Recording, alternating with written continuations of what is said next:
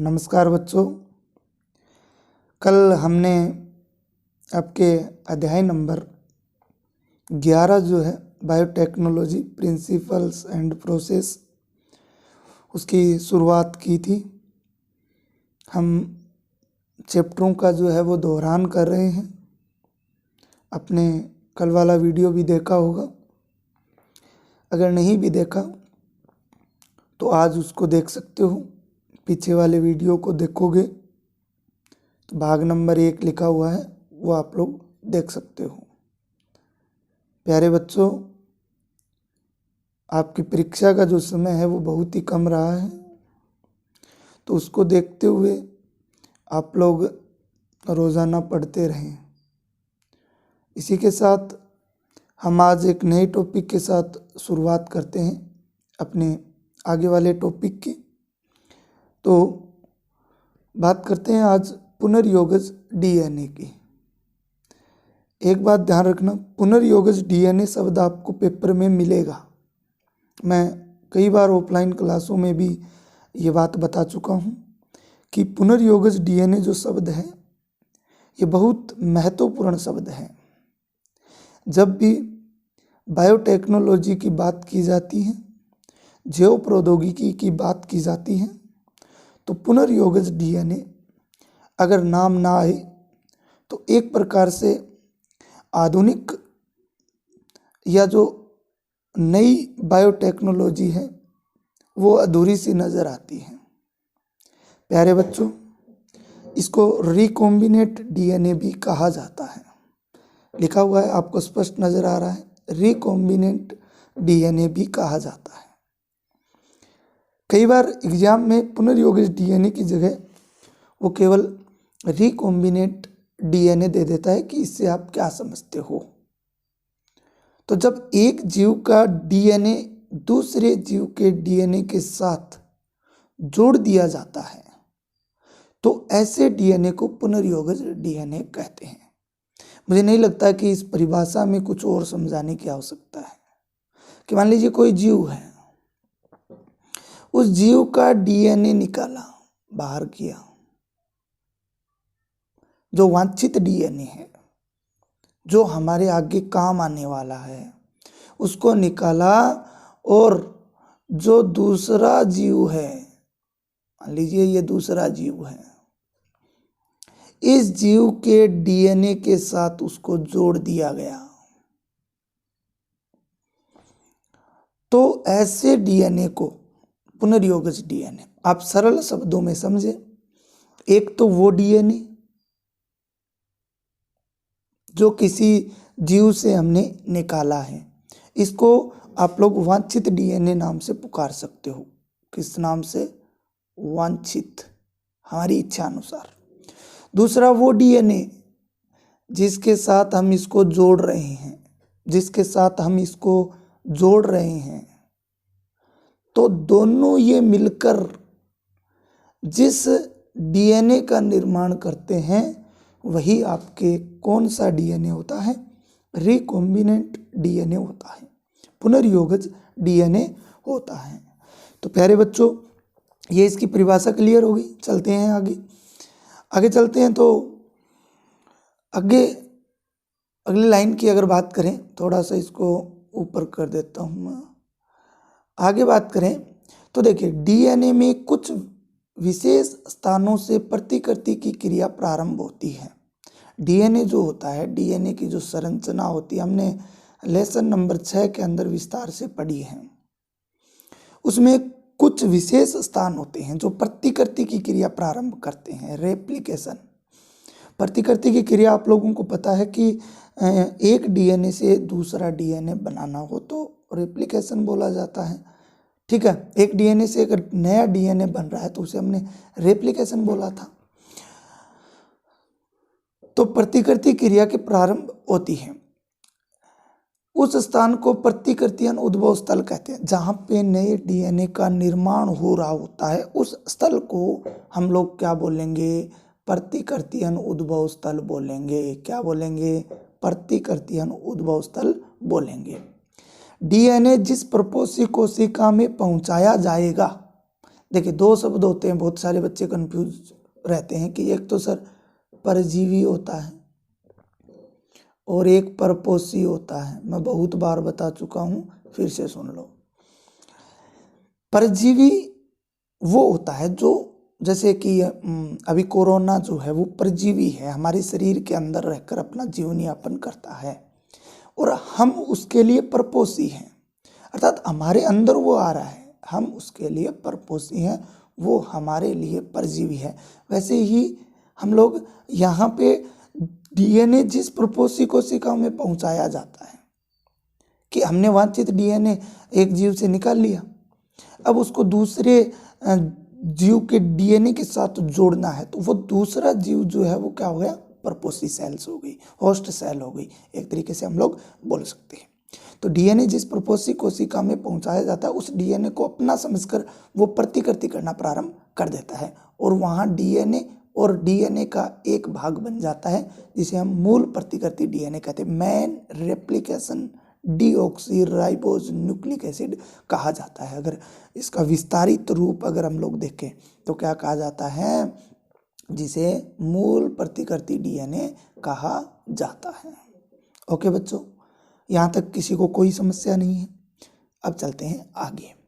वांछित डीएनए को देखिए, मैंने क्या कहा था, जहाँ पे वांछित डीएनए शब्द आए तो आप लोगों को समझना क्या है कि वो डीएनए है ये जो हम किसी दूसरे जीव से निकालकर दूसरे जीव में ट्रांसफर कर रहे हैं, दूसरे जीव के डीएनए के साथ उसको कनेक्ट कर रहे हैं, तो वो कौन सा होगा, वांछित डीएनए जो हम निकाल रहे हैं दूसरे जीव से। ठीक है, तो वांछित डीएनए को परपोषी कोशिका में क्या लिखा हुआ है, देखिए, वांछित डीएनए को परपोषी कोशिका में पहुंचाने के लिए वाहक डीएनए की आवश्यकता होती है। ये लाइन नहीं है, ये बहुत खतरनाक लाइन है। आगे का जो मैटर है वो इसी लाइन पे है कि हमने किसी जीव से डीएनए निकाल लिया, हमें वो डीएनए दूसरे जीव में प्रवेश करवाना है, दूसरे जीव के डीएनए के साथ उसको जोड़ना है, लेकिन क्या ये संभव है? क्या उसे हम दूसरे जीव का डीएनए हमने निकाला और सीधा शरीर में डाला तो वो क्या जुड़ जाएगा? नहीं जुड़ेगा। उसके लिए आवश्यकता होती है वेक्टर की, वाहक की आवश्यकता होती है। किसकी आवश्यकता होती है? वाहक की आवश्यकता होती है, जिसे हम वाहक डीएनए बोल सकते हैं। तो बात आती है कि अब वाहक डीएनए क्या हो गया, अब वाहक डीएनए को क्या बोलेंगे और वो कहाँ से हमें प्राप्त होगा, जिसके साथ हम उसे जोड़कर एक नया जो पुनर्योगज डीएनए है या रिकॉम्बिनेट डीएनए जो है उसका निर्माण कर सके। तो प्यारे बच्चों, तो लाइन समझ में आई? डीएनए की आवश्यकता होती है तो वाहक डीएनए के रूप में प्लाज्मिड डीएनए का उपयोग किया जाता है। बस ये शब्द आपको याद रखना है। कौन से डीएनए, ज़्यादातर कौन से डीएनए का उपयोग किया जाता है? प्लाज्मिड डीएनए का उपयोग किया जाता है। परीक्षा की दृष्टि से महत्वपूर्ण यही है 100%।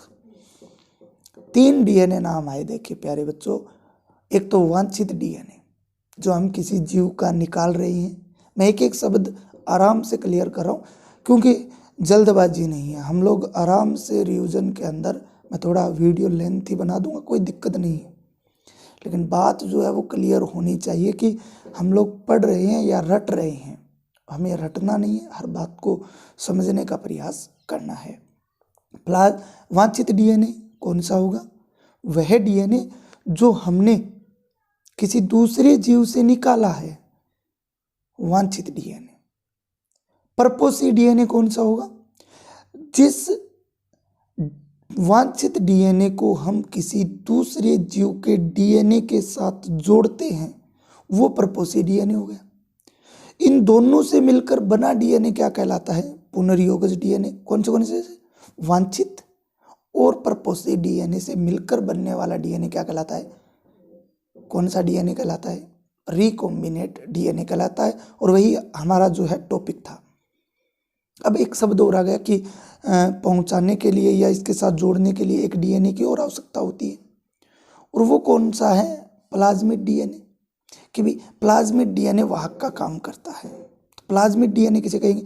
ये एक वाहक डीएनए है जो वांछित डीएनए को प्रपोसी डीएनए के पास ले जाने का काम करता है या उसके साथ जोड़ने का काम करता है। मैंने स्पष्ट लिखा है, पहुंचाने के लिए काम जो है वो करता है।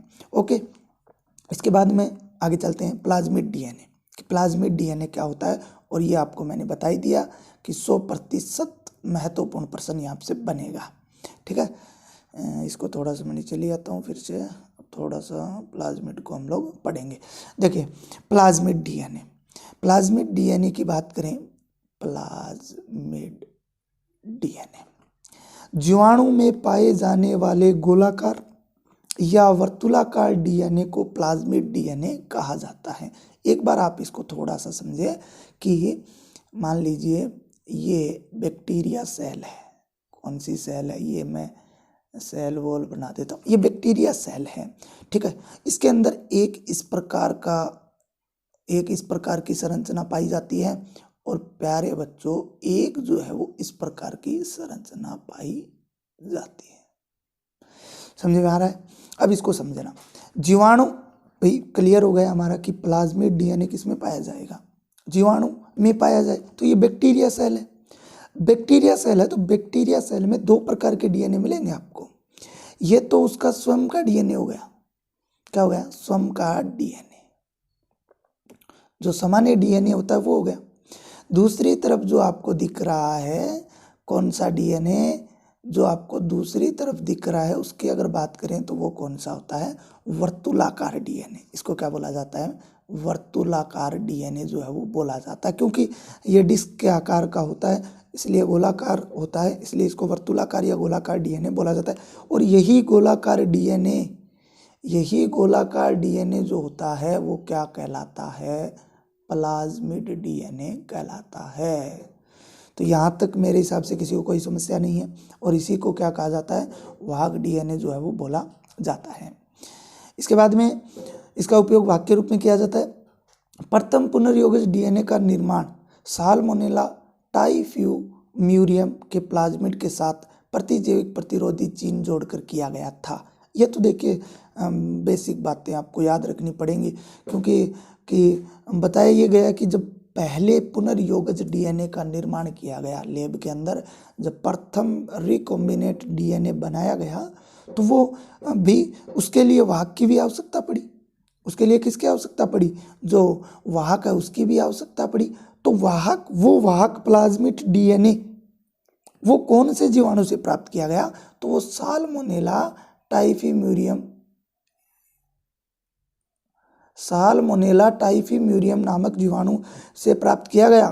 और उस साल्मोनेला टाइफीम्यूरियम के प्लाज्मिड डीएनए को प्रतिरोधी जीन के साथ जोड़ा गया, और प्रतिरोधी जीन के साथ जोड़ने से जो नया डीएनए बना उसी को क्या बोला गया, उसी को बोला गया रिकॉम्बिनेट डीएनए। इस पुनर्योगज डीएनए का निर्माण जो है 1972 के अंदर, स्पष्ट लिखा हुआ है 1972 के अंदर स्टेनले कोहन व हर्बर्ट बेयर नामक वैज्ञानिकों ने किया था। 2 विद्वान थे, एक तो था स्टेनले कोहन और एक था हर्बर्ट बेयर। स्टेनले कोहन और हर्बर्ट बेयर नामक वैज्ञानिकों ने प्रथम पुनर्योगज डीएनए। देखिए मैंने आपको प्रश्न बैंक दिया, तो उसमें क्या सारे प्रश्न थोड़ी दे दूंगा मैं, तो आप लोग इस रिवीजन में हर चैप्टर के प्रश्न मैं आपको देने वाला हूँ। आप लोगों को करना क्या है, आप लोगों को वो प्रश्न पढ़ के उनके उत्तर अपने नोट्स से पहले वीडियो देखना है पूरा, उसके बाद में सोचो कि उसका उत्तर सर ने क्या बताया है, और उसके बाद में नोट्स जो आपके हैं उनसे अगर आपको कोई उत्तर नहीं आ रहा है तो उससे मैच करो, आपको उत्तर मिल जाएगा। इस प्रकार से आप लोग 100 स्कोर कर सकते हो आराम से। ठीक है, उसके लिए आपको कड़ी मेहनत करनी पड़ेगी, और आपके परीक्षा का समय भी है बहुत कम रहा है। अब आगे चलते हैं, तो ये बेसिक बातें हो गई पुनर्योगज डीएनए के बारे में। ठीक है, इस पुनर्योगज डीएनए को प्रपोसी ई कोलाई में स्थानांतरित कर दिया, जहां पर ये पुनर्योगज डीएनए जीवाणु के डीएनए के साथ जुड़कर डीएनए प्रतिकृतियां कर लेता है। भी मैंने क्या कहा, इस पुनर्योगज जो डीएनए है, जो हमने सर्वप्रथम रिकॉम्बिनेंट जो डीएनए है इसको तैयार किया, और इसको किस में प्रवेश करवा दिया, ई कोलाई के अंदर। अभी कोलाई का पूरा नाम भी आना चाहिए आप लोगों को, ठीक है ना। इस्चेरेशिया कोलाई, इस्चेरेशिया कोलाई जो है ई कोलाई का पूरा नाम होता है, इसके अंदर इसको प्रवेश करवाया गया। तो ये जीवाणु के डीएनए के साथ मिलकर, इस डीएनए के साथ मिलकर या जुड़कर डीएनए प्रतिकृतियों का निर्माण कर लेता है। किसका निर्माण कर लेता है? डीएनए प्रतिकृतियों का निर्माण जो है वो कर लेता है। इसी क्रिया को क्लोनिंग बोला जाता है। इसी क्रिया को क्या बोला जाता है? क्लोनिंग बोला जाता है। एक शब्द हमने पहले चैप्टर में पढ़ा था, क्लोन। क्लोन का मतलब था शारीरिकी, आनुवांशिकी और आकार के रूप से, शारीरिकी छोड़ो एक बार, आनुवांशिकी और आकार के रूप में जो जीव समान होते हैं उन्हें हम लोगों ने क्लोन बोला था। यहाँ पे शब्द कर दिया क्लोनिंग। अरे तो बिल्कुल सही बात है कि एक डीएनए था, उस डीएनए की प्रतिकृति बन रही है। प्रतिकृति, उसके जैसा ही डीएनए बन रहा है, उसी को प्रतिकृति बोलते हैं भाई। एक तरीके से प्रतिलिपि किसे कहेंगे? फोटोकॉपी को।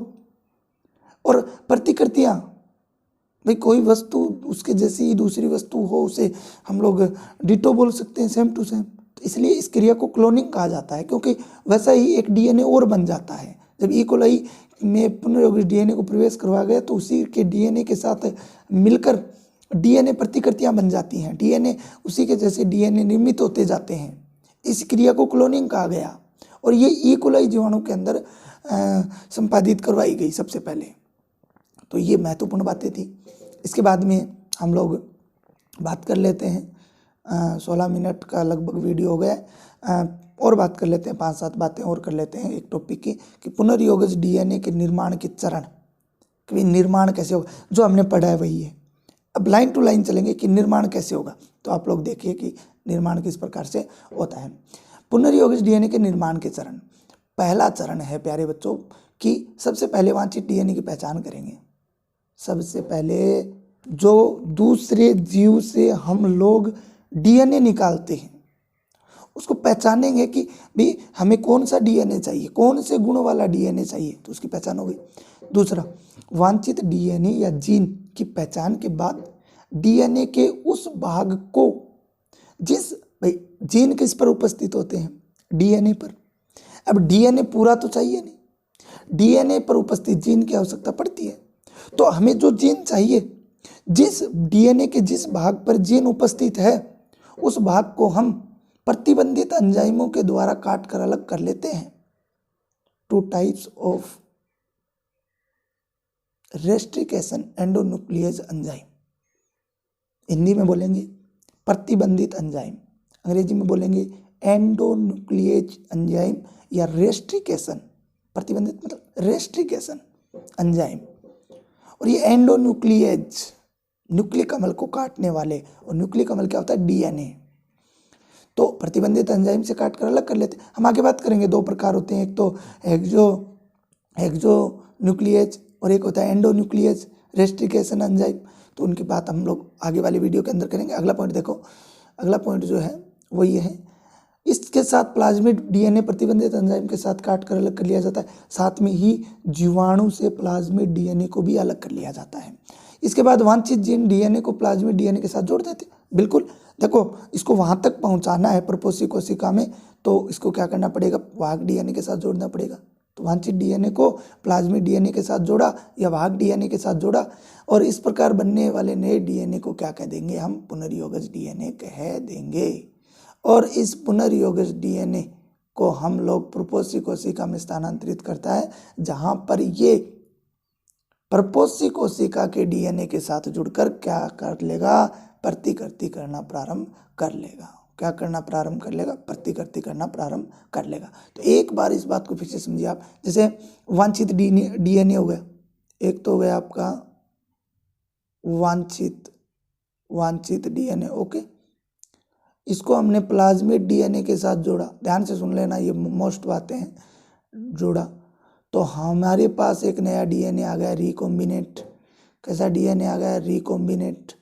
अब इस रिकॉम्बिनेट डीएनए को हमने प्रपोसी को डीएनए के साथ जोड़ दिया, तो क्या हो गया? प्रपोसी में नए डीएनए हैं वो निर्मित होने लगे।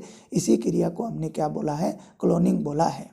इसके बाद प्रपोसी कोशिका का विभाजन हो जाता है, जिसे 2 पुत्री कोशिकाएं बन जाती हैं। कितनी पुत्री कोशिकाएं बन जाती हैं? 2। और पुनर्योगज डीएनए निर्माण के लिए जो है पुनर्योगज डीएनए निर्माण से क्या है, डीएनए की प्रतिकृतियां बन जाती हैं। तो प्यारे बच्चों, इस प्रकार से आज हमने पुनर्योगज डीएनए मतलब रिकॉम्बिनेट डीएनए, वाहक डीएनए अर्थात प्लाज्मिड डीएनए, पुनर्योगज डीएनए निर्माण के चरण बात की। कल हमारा जो टॉपिक रहने वाला है वो भी परीक्षा की दृष्टि से बहुत महत्वपूर्ण है, प्रतिबंधित एंजाइम। ठीक है, and restriction enzyme. 2 types of restriction enzyme, first restriction exonuclease enzyme and second restriction endonuclease enzyme.